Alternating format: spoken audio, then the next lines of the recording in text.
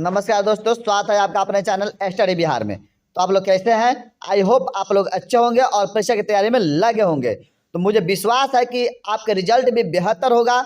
इसके लिए मेरा प्रयास जारी रहेगा। आज के इस वीडियो में मैं सोशल साइंस से 80 महत्वपूर्ण ऑब्जेक्टिव क्वेश्चन को बताऊंगा। अगर आप वीडियो को अंत तक देख लेते हैं तो 40 में 40 ठोक कर जवाब दे पाएंगे। इसलिए वीडियो को बिना स्किप के अंत तक देखिएगा।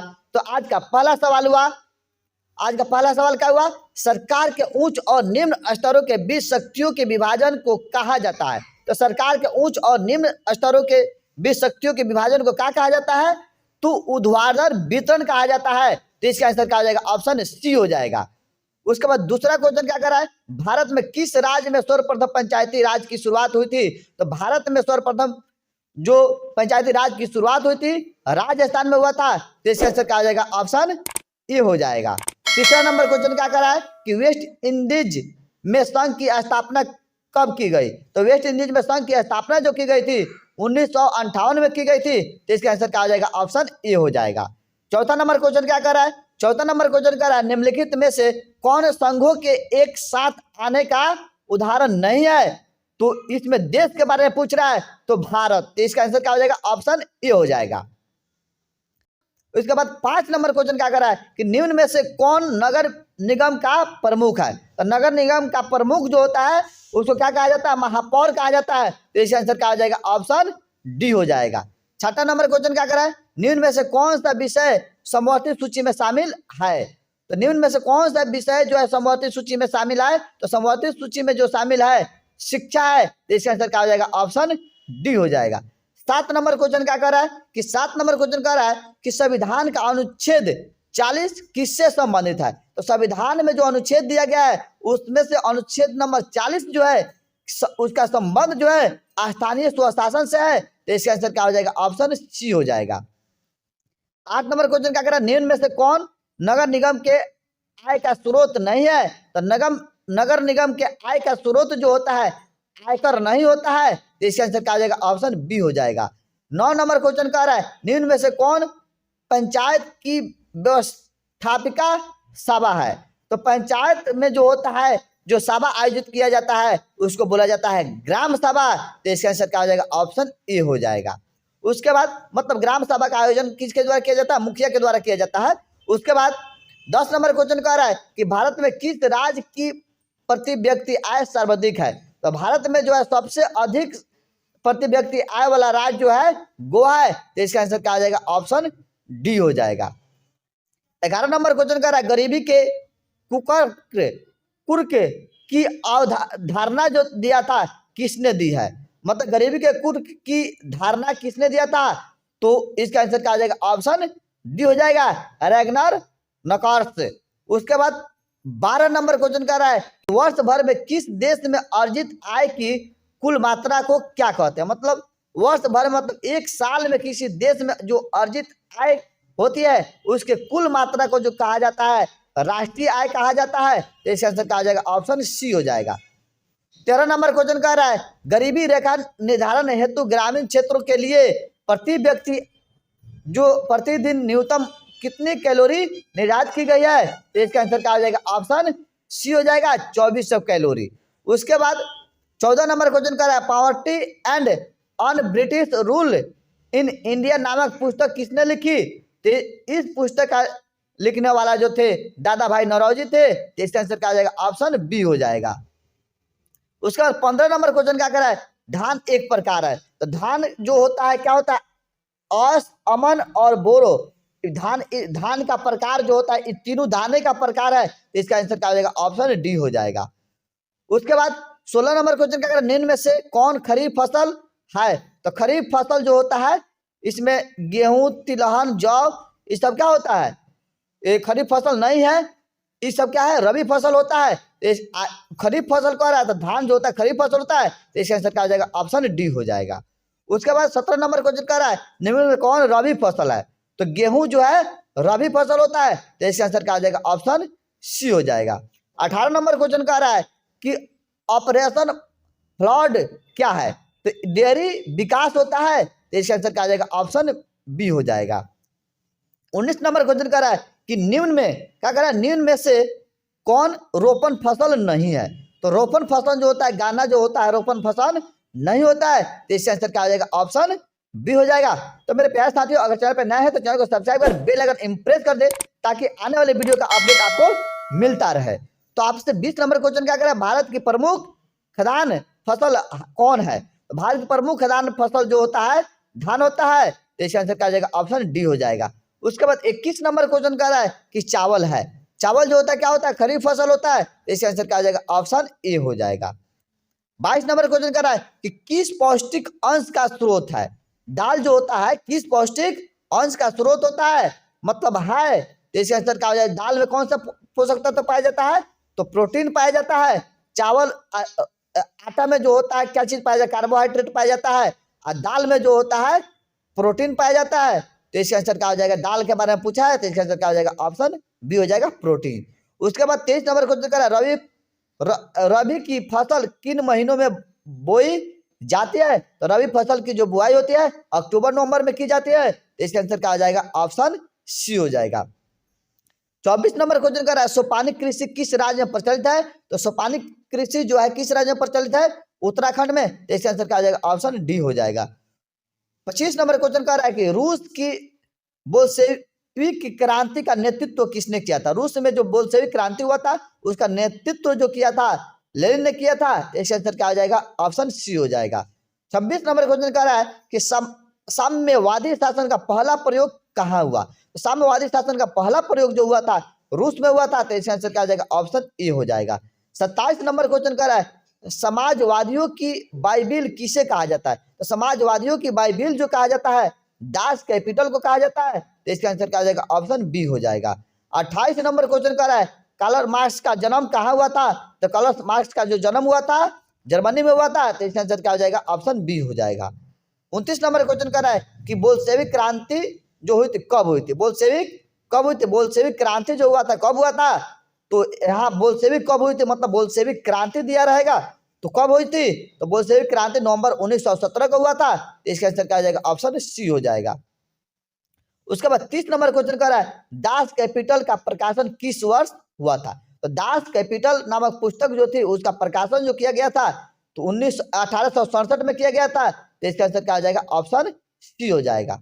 उसके बाद वार एंड पीस किसकी रचना है? तो वार एंड पीस जो था टॉलस्टॉय का रचना है, टॉलस्टॉय की रचना है, तो इसका आंसर क्या हो जाएगा? ऑप्शन बी हो जाएगा।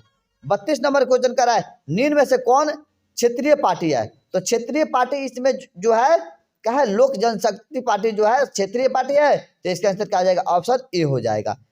33 नंबर क्वेश्चन कह रहा है कि निम्न में से कौन भारतीय किसान यूनियन के प्रमुख नेता थे? तो भारतीय किसान यूनियन के प्रमुख नेता जो थे महेंद्र सिंह टिकैत थे, तो इसका आंसर क्या हो जाएगा? ऑप्शन सी हो जाएगा। 34 नंबर क्वेश्चन कह रहा है बंगला किस राजनीतिक दल का चुनाव चिन्ह है? तो बांग्ला किस राजनीतिक दल का चुनाव चिन्ह है? तो लोक जनशक्ति पार्टी का है, तो इसका आंसर क्या हो जाएगा?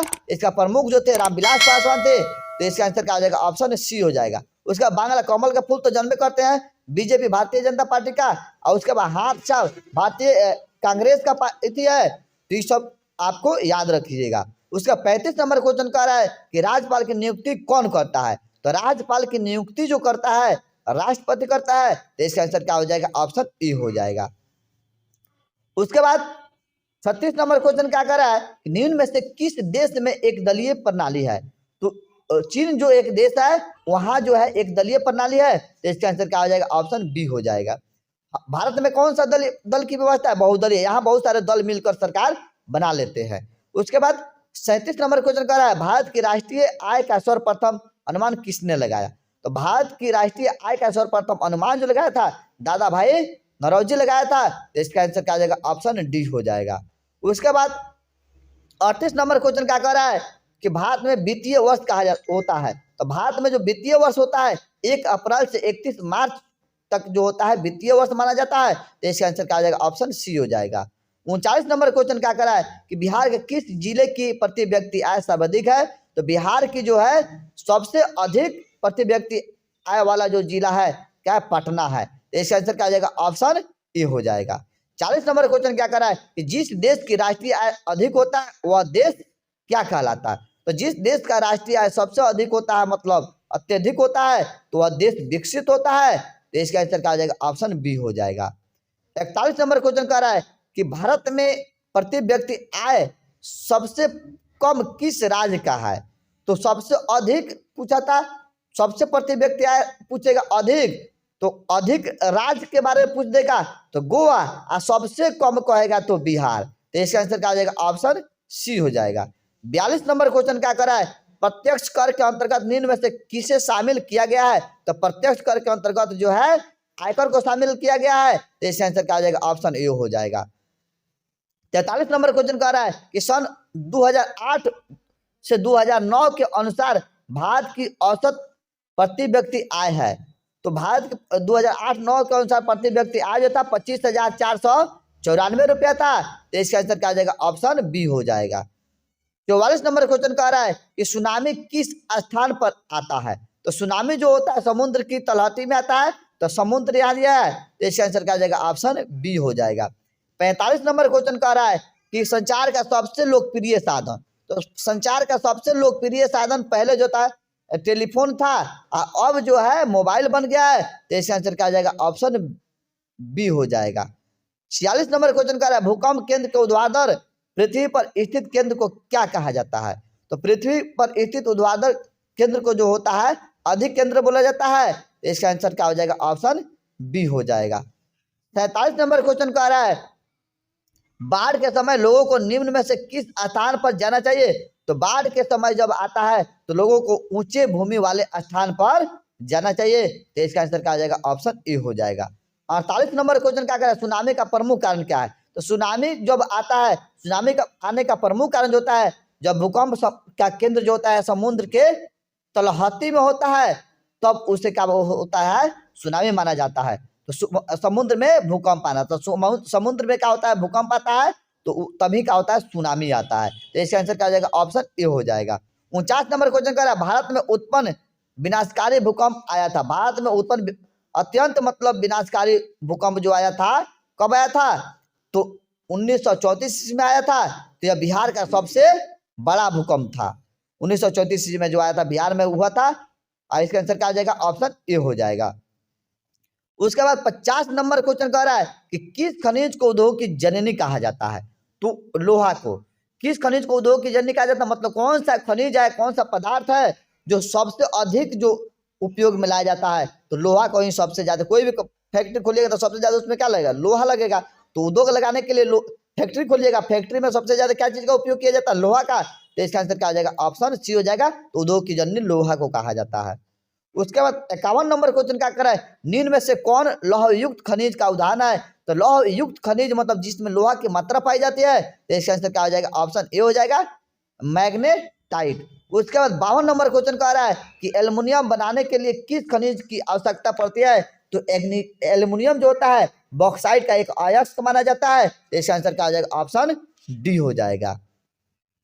उसके बाद 53 नंबर क्वेश्चन क्या कर रहा है कि पीतल बनाया जाता है। तो पीतल जो होता है तांबा और जस्ता दोनों को मिलाकर बनाया जाता है। तो इसका आंसर क्या हो जाएगा, ऑप्शन सी हो जाएगा। उसके बाद 54 नंबर क्वेश्चन क्या कर रहा है कि 1 टन इस्पात बनाने में कितना मैग्नीज का उपयोग होता है। तो 1 टन इस्पात बनाने में जो होता है 10 किलोग्राम मैग्नीज का उपयोग किया जाता है। तो इसका आंसर क्या हो जाएगा, ऑप्शन बी हो जाएगा। उसका 55 नंबर क्वेश्चन कर रहा है भारत में किस खनिज का अभाव है।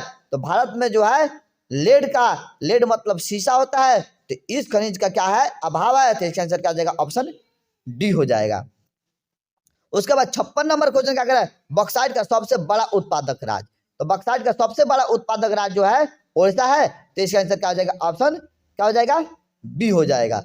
उसके बाद 57 नंबर क्वेश्चन क्या कर रहा है कि निम्न में कौन कार्बनिक खनिज है। तो कार्बनिक खनिज जो होता है कोयला होता है। तो इसका आंसर क्या हो जाएगा, ऑप्शन ए हो जाएगा। उसके बाद 58 नंबर क्वेश्चन क्या कर रहा है कि अंकोरवाट के मंदिर का निर्माण किस शासक के द्वारा कराया गया था। तो अंकोरवाट के मंदिर का जो निर्माण कराया गया था राजा सूर्यवर्मा द्वितीय के द्वारा कराया गया था। तो इसका आंसर क्या हो जाएगा, ऑप्शन ए हो जाएगा। 59 नंबर क्वेश्चन कर रहा है बाओदाई की सरकार कहाँ थी।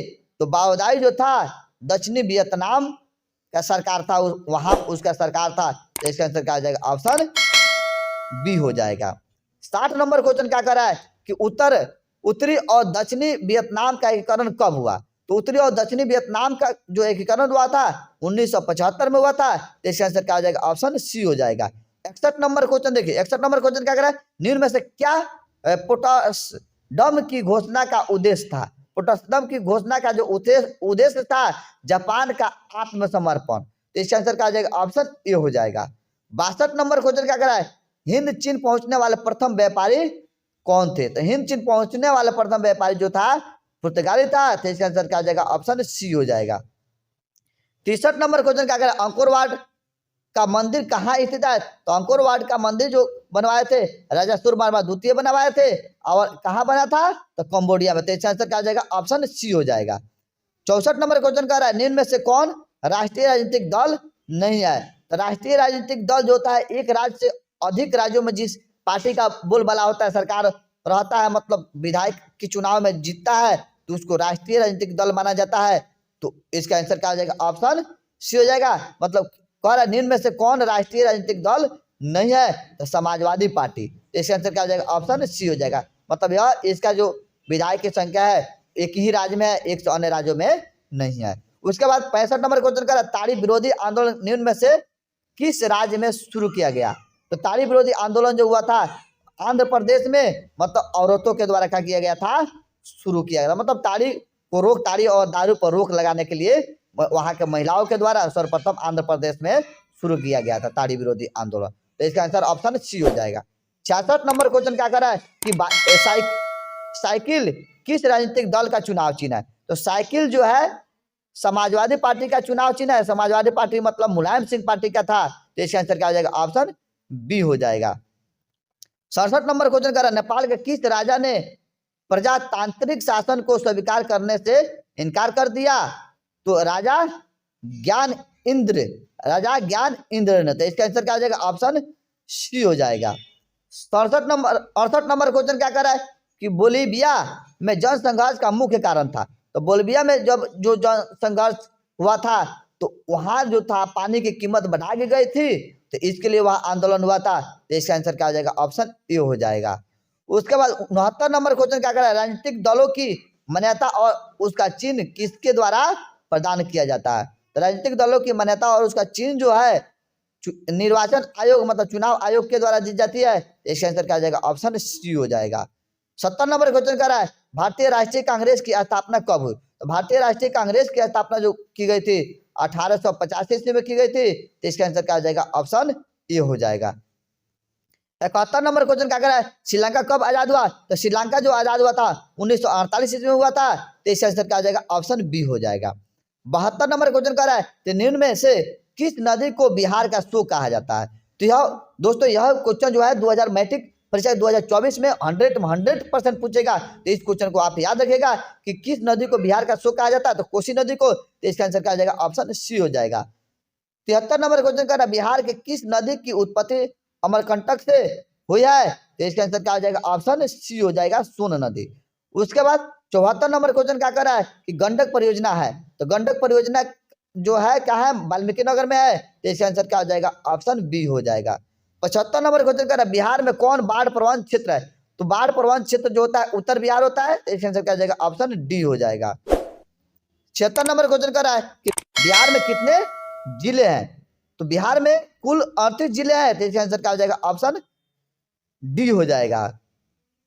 77 नंबर क्वेश्चन कर रहा है, बिहार में प्रायः कैसी मिट्टी पाई जाती है। बिहार में प्रायः जो है जलोढ़ मिट्टी पाई जाती है। तो इसका आंसर क्या हो जाएगा, ऑप्शन सी हो जाएगा। 78 नंबर क्वेश्चन क्या कर रहा है, बिहार में कितने प्रतिशत क्षेत्र में वन है। तो आपसे क्वेश्चन ये भी बदल कर पूछ सकता है कि बिहार में कितने प्रतिशत भौगोलिक क्षेत्र पर वन का विस्तार है। तो इसका आंसर क्या हो जाएगा, ऑप्शन डी हो जाएगा, 7%। उसके बाद 79 नंबर क्वेश्चन कर रहा है, बिहार में कितना प्रतिशत कृषि क्षेत्र है। तो बिहार में जो है कृषि क्षेत्र जो होता है 60% है। तो इसका आंसर क्या हो जाएगा, ऑप्शन बी हो जाएगा। उसके बाद आपसे क्वेश्चन पूछ देगा कि बिहार में कितना प्रतिशत लोग जो है कृषि पर आश्रित रहते हैं। तो कितना प्रतिशत लोग के बारे में पूछ देगा कि कृषि पर आश्रित रहते हैं। तो 80% मारिएगा, और नहीं तो ऐसे पूछेगा कि बिहार में कितना प्रतिशत कृषि क्षेत्र है। तो 60% मारिएगा। तो इसका आंसर क्या हो जाएगा, ऑप्शन बी हो जाएगा। 80 नंबर क्वेश्चन क्या कर रहा है कि ककुलत जल प्रताप बिहार के किस जिले में स्थित है। तो ककुलत जो है जल प्रताप जो है बिहार के नवादा जिले में है। इसका आंसर क्या हो जाएगा, ऑप्शन बी हो जाएगा। उसके बाद 81 नंबर क्वेश्चन आप लोग से पूछ रहे हैं कि किस देश की सीमा बिहार से जुड़ी है, तो इसका आंसर आप कमेंट में बताएं कि किस देश की सीमा बिहार से जुड़ी है। तो आप 80 क्वेश्चन में कितने क्वेश्चनों का जवाब सही से दे चुके हैं, आप कमेंट में बताएं।